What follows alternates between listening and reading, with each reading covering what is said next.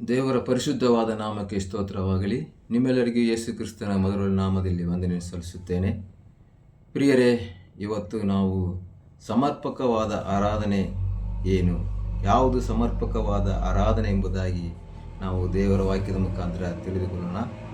ಬರ್ರಿ, ನಾವು ಆರಾಧನೆ ಏನಪ್ಪ ಅಂದರೆ ದೇವರಿಗೆ ಕೊಡುವಂಥದ್ದು, ಸಮರ್ಪಿಸುವಂಥದ್ದು, ಅರ್ಪಿಸುವಂಥದ್ದು.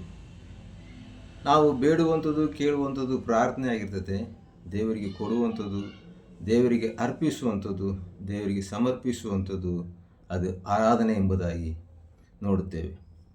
ನಾವು ಆರಾಧನೆ ಹಳೆಯ ಒಡಂಬಡಿಕೆ ಕಾಲದಲ್ಲಿ ದೇವರಿಗೆ ಯಾವ ರೀತಿಯಲ್ಲಿ ಆರಾಧಿಸಬೇಕೆಂಬುದಾಗಿ ಹಳೆಯ ಒಡಂಬಡಿಕೆಯನ್ನು ನೋಡುವಾಗ ಅಲ್ಲಿ ಆರಾಧನೆ ಮಾಡುವುದಕ್ಕೆ ಯಾವುದಾದರ ಶಾರೀರಿಕವಾಗಿ ಒಂದು ಪ್ರಾಣಿ ಅಥವಾ ಪಕ್ಷಿ ಅಥವಾ ಒಂದು ಪಶು ಬೇಕಾಗಿದೆ. ದೇವರ ನಿಯಮದ ಪ್ರಕಾರ ಅದನ್ನು ದೇವರಿಗೆ ಸಮರ್ಪಿಸಬೇಕು ಎಂಬುದಾಗಿ ಹಳೆಯ ಒಡಂಬಡಿಕೆಯ ನಿಯಮದ ಪ್ರಕಾರ ಹಾಗೆ ಆರಾಧನೆ ಮಾಡುತ್ತಿದ್ದರು. ಸತ್ಯವೇದದಲ್ಲಿ ಹಳೆಯ ಒಡಂಬಡಿಕೆಯಲ್ಲಿ ನಾವು ಯಾರು ಪ್ರಥಮವಾಗಿ ದೇವರಿಗೆ ಸಮರ್ಪಕವಾದ ಆರಾಧನೆಯನ್ನು ಮಾಡಿದರು ಎಂಬುದಾಗಿ ನಾವು ನೋಡುವಾಗ ಹೇಬೇಲನ್ನು ದೇವರಿಗೆ ಸಮರ್ಪಕವಾದ ಆರಾಧನೆಯನ್ನು ಮಾಡುವಂಥದ್ದನ್ನು ನೋಡುತ್ತೇವೆ. ತನ್ನಲ್ಲಿರುವಂಥ ಚೊಚ್ಚಲವಾದದನ್ನು, ಪ್ರಥಮವಾದದನ್ನು, ಅತ್ಯುತ್ತಮವಾದದನ್ನು ದೇವರಿಗೆ ಸಮರ್ಪಿಸಿ ಆರಾಧನೆ ಮಾಡಿದರು. ಅನಂತರ ನಾವು ದೇವರಿಗೆ ಸಮರ್ಪಕವಾದ ಆರಾಧನೆ ಯಾರು ಮಾಡಿದ್ದಾರೆ ಎಂಬುದನ್ನು ನೋಡುವಾಗ ಅಬ್ರಹಾಮನು ದೇವರಿಗೆ ಸಮರ್ಪಕವಾದ ಆರಾಧನೆಯನ್ನು ಮಾಡಲಿಕ್ಕೆ ಆತನು ಸಿದ್ಧನಾಗಿದ್ದ.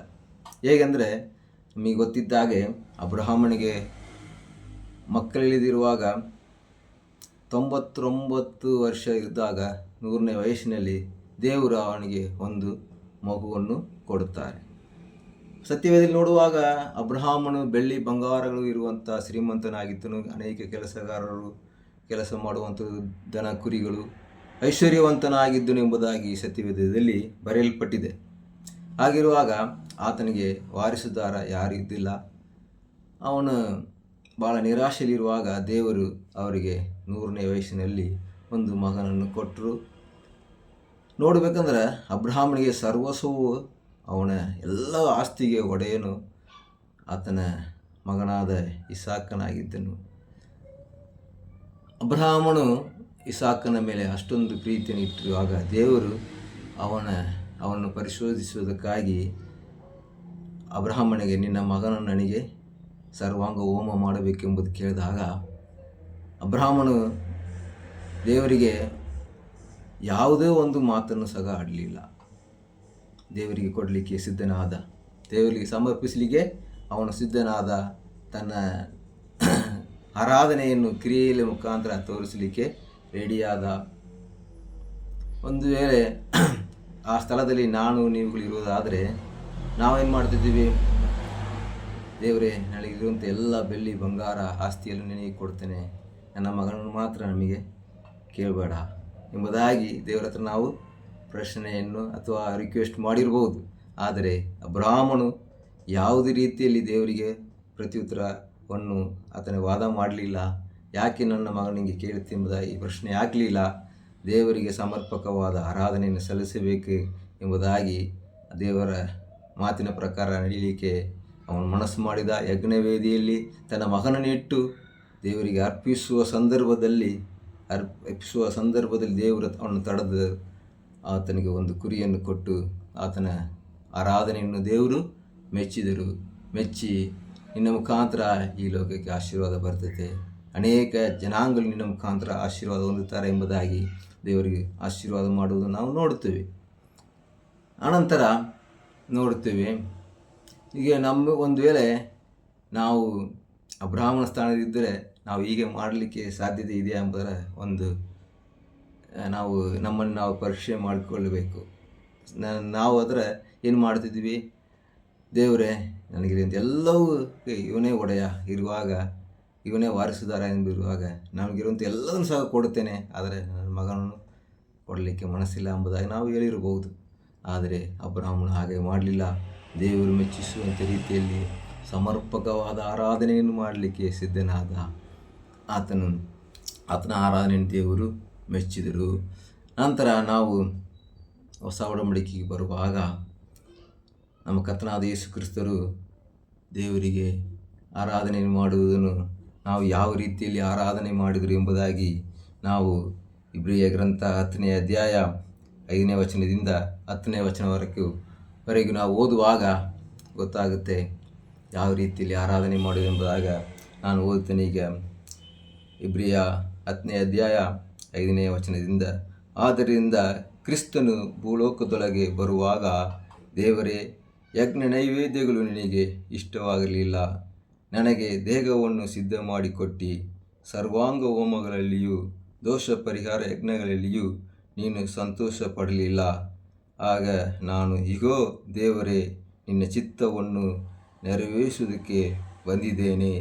ಗ್ರಂಥದ ಸುರುಳಿಯಲ್ಲಿ ನನ್ನನ್ನು ಕುರಿತು ಬರೆದಿದೆ ಎಂದು ಹೇಳಿದನು ಅನ್ನುತ್ತಾನೆ. ಧರ್ಮಶಾಸ್ತ್ರದ ಪ್ರಕಾರ ಸಮರ್ಪಣೆಯಾಗುತ್ತಾ ಬರುವ ಯಜ್ಞ ನೈವೇದ್ಯಗಳು, ಸರ್ವಾಂಗ ಹೋಮಗಳು, ದೋಷ ಪರಿಹಾರ ಯಜ್ಞಗಳು ನಿನಗೆ ಇಷ್ಟವಾಗಿರಲಿಲ್ಲ. ನೀನು ಅವುಗಳಲ್ಲಿ ಸಂತೋಷಪಡುವುದಿಲ್ಲ ಎಂದು ಮೇಲೆ ಹೇಳಿದ ತರುವಾಯ, ಇಗೋ ನಿನ್ನ ಚಿತ್ತವನ್ನು ನೆರವೇರಿಸುವುದಕ್ಕೆ ಬಂದಿದ್ದೇನೆ ಎಂದು ಹೇಳಿದ್ದಾನೆ. ಆತನು ಎರಡನೇದನ್ನು ಸ್ಥಾಪಿಸುವುದಕ್ಕಾಗಿ ಮೊದಲನೇದನ್ನು ತೆಗೆದುಬಿಟ್ಟಿದ್ದಾನೆ. ಯೇಸು ಕ್ರಿಸ್ತನು ಒಂದೇ ಸಾರಿ ದೇಹ ಸಮರ್ಪಣೆ ಮಾಡಿ ದೇವರ ಚಿತ್ತವನ್ನು ನೆರವೇರಿಸಿದ್ದರಿಂದಲೇ ನಾವು ಶುದ್ಧರಾದೆವು.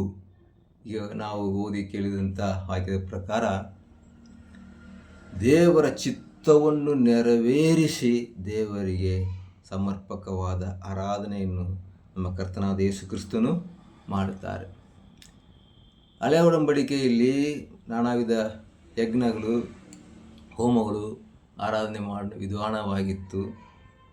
ಆದರೆ ಹೊಸ ಒಡಂಬಡಿಕೆ ಕಾಲಕ್ಕೆ ಬಂದಾಗ ಯೇಸು ಹೇಳ್ತಾರೆ, ಇಗೋ ಇದ್ದೇನೆ, ನಿನ್ನ ಚಿತ್ತವನ್ನು ನೆರವೇರಿಸುವುದಕ್ಕೆ ಬಂದಿದ್ದೇನೆ ಎಂಬುದಾಗಿ ಹೇಳಿದ್ದಾರೆ. ಸಮಾರ್ಯ ಸ್ತ್ರೀ ಹತ್ರ ಯೇಸು ಸ್ವಾಮಿನ ಯೋಹಾನ ಸುವಾರ್ತೆ 4ನೇ ಅಧ್ಯಾಯದಲ್ಲಿ ಓದುವಾಗ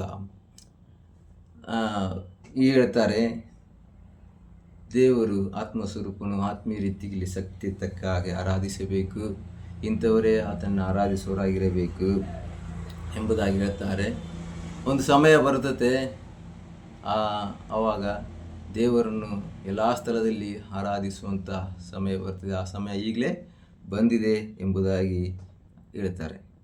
ನಾವು ಆತ್ಮೀಯ ರೀತಿಯಲ್ಲಿ ಸತ್ಯಕ್ಕೆ ತಕ್ಕ ಹಾಗೆ ಆರಾಧಿಸಬೇಕೆಂದರೆ ಅದು ಒಂದು ಸಮರ್ಪಕವಾದ ಆರಾಧನೆ ಆಗಿರುತ್ತದೆ. ಈ ಪ್ರಸ್ತುತ ಕಾಲದಲ್ಲಿ ನಾವು ಹೇಗೆ ಆರಾಧಿಸಬೇಕೆಂಬ ಯೇಸು ಹೇಳ್ತಾರೆ, ಮೊದಲನೆಯದನ್ನು ತೆಗೆದುಹಾಕುವುದಕ್ಕಾಗಿ ಆತನು ಎರಡನೆಯದನ್ನು ಸ್ಥಾಪಿಸುವುದಕ್ಕಾಗಿ ಮೊದಲನೆಯದನ್ನು ತೆಗೆದು ಬಿಟ್ಟಿದ್ದಾನೆ. ಮೊದಲೇ ಇದ್ದಂಥ ಸರ್ವಾಂಗ ಹೋಮಗಳು, ಯಜ್ಞಗಳು, ಇಂಥ ದೋಷ ಪರಿಹಾರ ಯಜ್ಞಗಳು ಅವೆಲ್ಲವನ್ನು ತೆಗೆದುಹಾಕುವುದಕ್ಕಾಗಿ ದೇವರು ತಾನೇ ಒಂದೇ ಸಾರಿ ತನ್ನ ದೇಹವನ್ನೇ ಸಮರ್ಪಿಸುವ ಮುಖಾಂತರ ದೇವರ ಚಿತ್ತವನ್ನು ನೆರವೇರಿಸಿ ದೇವರು ಯೇಸು ಕ್ರಿಸ್ತನ ಆರಾಧನೆಯನ್ನು ಮಾಡುವುದನ್ನು ನಾವು ನೋಡುತ್ತೇವೆ. ಅದೇ ರೀತಿಯಲ್ಲಿ ಈಗ ನಾವು ಸಭೆಯ ಕಾಲಕ್ಕೆ ಬಂದಾಗ, ಸಭೆಯ ಪ್ರಾರಂಭ ಕಾಲಕ್ಕೆ, ದೇವರ ಕೃಪೆಯ ಕಾಲಕ್ಕೆ ಬರುವಾಗ, ಸಭೆಯ ಪ್ರಾರಂಭ ದಿನದಲ್ಲಿ ಸಭೆಯನ್ನು ಹಿಂಸೆ ಮಾಡಿದಂಥ ಪೌಲನು ದೇವರನ್ನು, ಯೇಸುವನ್ನು ಸಂಧಿಸಿದ ನಂತರ ಆತನ ದೇವರ ಮಗನಾಗಿ ಮಾರ್ಪಡ್ತಾರೆ ಮತ್ತು ಮಾರ್ಪಟ್ಟು ದೇವರಿಗಾಗಿ ತನ್ನ ಜೀವಿತವನ್ನೇ ಸಮರ್ಪಿಸುತ್ತಾರೆ. ಅವರು ಹೀಗೆ ಬರೀತಾರೆ, ನಿಮ್ಮ ದೇಹಗಳನ್ನು ದೇವರಿಗೆ ಮೀಸಲಾಗಿ ಮೆಚ್ಚುಗೆಯಾಗಿ ಇರುವಂಥ ಸಜೀವ ಯಜ್ಞವಾಗಿ ಸಮರ್ಪಿಸಿರಿ, ಅರ್ಪಿಸಿರಿ, ಇದೇ ನೀವು ಮಾಡತಕ್ಕ ವಿವೇಕಪೂರ್ವಕವಾದ ಆರಾಧನೆ ಎಂಬುದಾಗಿ ಹೀಗೆ ಕೊರಿಂಥದವರ ಪತ್ರಿಕೆಯಲ್ಲಿ ಬರೆಯುವುದನ್ನು ನಾವು ನೋಡುತ್ತೇವೆ. ಪೌಲನು ಸಹ ತನ್ನ ಜೀವಿತವನ್ನು ದೇವರಿಗೆ ಸಮರ್ಪಿಸಿದರು.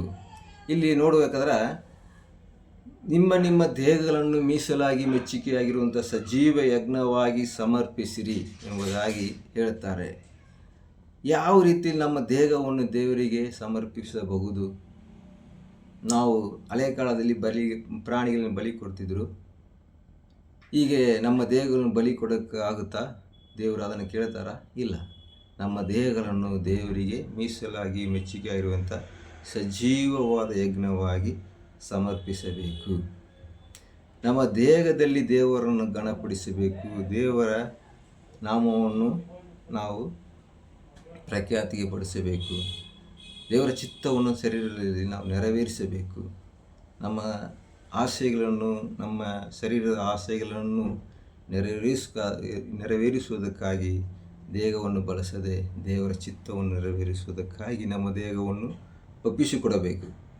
ಕೆಟ್ಟ ಕಾರ್ಯಕ್ಕೆ ನಮ್ಮ ದೇಹವನ್ನು ಒಪ್ಪಿಸಿಕೊಡದೆ ದೇವರ ಚಿತ್ತದಂತೆ ಒಳ್ಳೆಯ ಕಾರ್ಯವನ್ನು ನಡೆಸುವುದಕ್ಕಾಗಿ ದೇವರಿಗೆ ನಮ್ಮ ಶರೀರವನ್ನು ಒಪ್ಪಿಸಿಕೊಡಬೇಕು.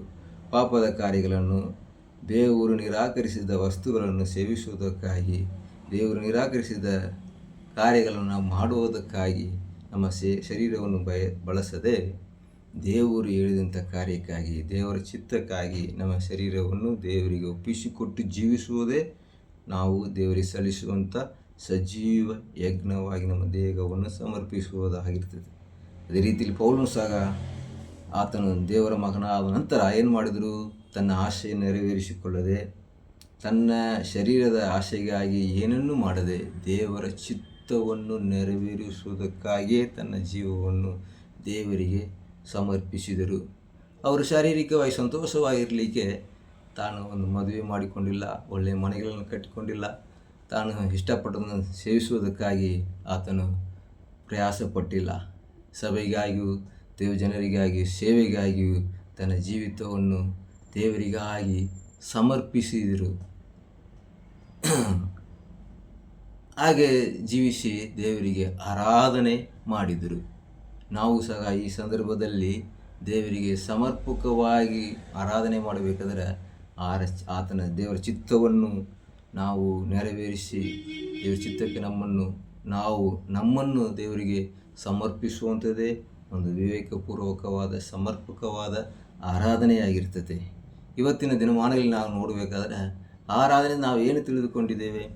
ಯಾವುದೋ ಒಂದು ಸ್ಥಳದಲ್ಲಿ, ಒಂದು ಆಲಯದಲ್ಲಿ, ಒಂದು ಮಂದಿರದಲ್ಲಿ ಕೂಡಿ ನಾವು 2 ತಾಸು ದೇವರಿಗೆ ಸ್ತುತಿ ಮಾಡೋದು, ಆರಾಧನೆ ಮಾಡುವುದು, ಹಾಡುಗಳನ್ನು ಹೇಳೋದು, ಇದು ಆರಾಧನೆ ಎಂಬುದಾಗಿ ನಮ್ಮನ್ನು ನಾವೇ ಏನು ಮಾಡಿಕೊಳ್ಳುತ್ತೇವೆ?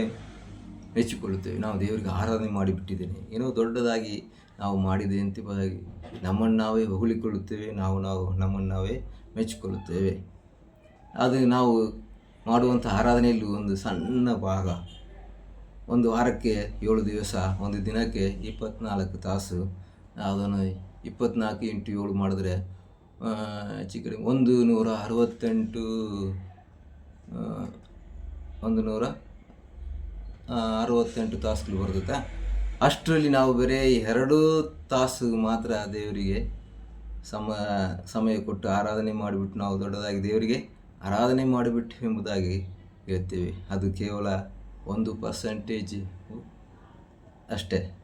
100ಕ್ಕೆ 1% ನಾವು ಕೊಟ್ಟಂಗೆ. ಮಿಕ್ಕಿದ 99 ಭಾಗ ನಾವು ದೇವರ ಚಿತ್ತವನ್ನು ನೆರವೇರಿಸುವುದಾಗಿ ಇರದೆ ನಮ್ಮ ಕಾರ್ಯಗಳಲ್ಲಿ, ನಮ್ಮ ಶರೀರಕ್ಕೆ, ನಮ್ಮ ಆಸೆಗೆ ಏನೇನು ಬೇಕೋ ಅದೆಲ್ಲ ಮಾಡುವವರಾಗಿದ್ದು ಬಿಟ್ಟು ಕೇವಲ 1% ಸಮಯವನ್ನು ದೇವರಿಗೆ ಕೊಟ್ಟು ಆರಾಧನೆ ಮಾಡಿಬಿಟ್ಟು ಎಂಬುದಾಗಿ ನಾವು ನಮ್ಮನ್ನು ನಾವೇ ತೃಪ್ತಿಯನ್ನು ಪಡೆದುಕೊಳ್ಳುತ್ತೇವೆ.